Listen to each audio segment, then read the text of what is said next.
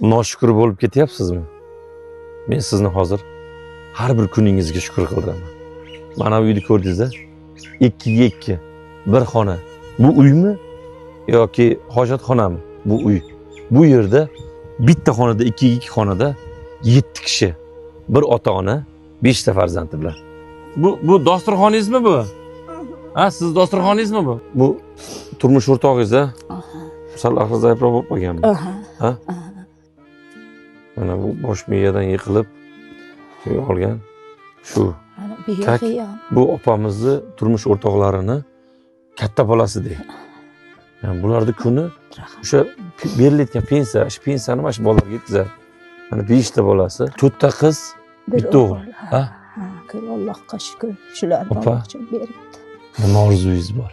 Orzum endi mana shu zamonlarni yashayin.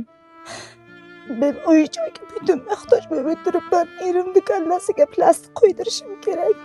Doim sudruki berayapman. Mahallani umuman ko'rmaymiz, kelmaydi. Yig'lab telefon qilaman, sen bos to'yimni. Mana kamera.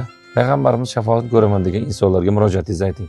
Sizlardan yordam so'ragimning sababi mana shu ahvolga mana ko'rib turibsizlar. Shu ahvolga yashayapman. Hech kim bizlarga yordam bermaydi. Sizlarga chiqishga avvalambor sizlarni bezovta qilganim uchun ham huzur aytaman sizlarga. Bizlar mana shu uy-joy bo'yicha xo'jayinimning kasalligi uchun shunday muhtoj oila bo'lib yashab o'tiribmiz, qiynalib. Shu bolalarimni ham mana maktabga chiqayapti, ustiga topsam oyog'iga topolmayman. Sizlarni eshitib rosa xursand bo'ldim. Sizlarga xursand bo'lib, Nasriddin akajonimga ming qulluq tashakkur. Shu bizlarning ahvolimizni sizlarga yetkazib, sizlarni mana shu yerga avvalambor sizlarni kelishlaringizga ming qulluq. Aziz vatandoshlar, mana ko'rib turibsizlar holatni.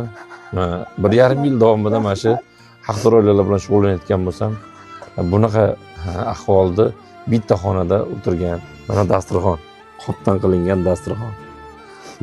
Oxir marta qachon go'sht yedingiz? 1-2 yil bo'ldi, 3 yil bo'ldi.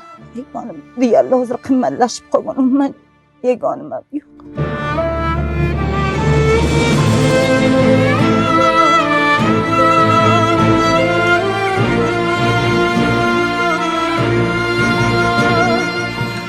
Nima orzularing bor? Uy olish, odam sog'liklari. Dadangiz olib kechira olaysan-a? Oyga, yaxshimish, ha? Dadangni yaxshi ko'rasanmi? Ha? Dadangni tuzalib kechira olaysanmi?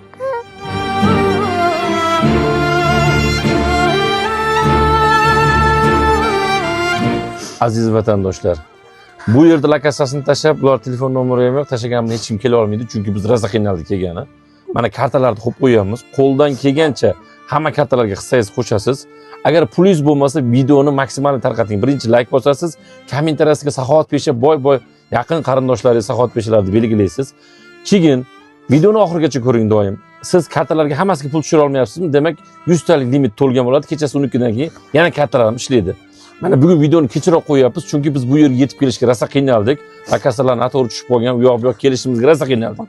O'shaning uchun aziz vatandoshlar, maksimal videoni tarqating.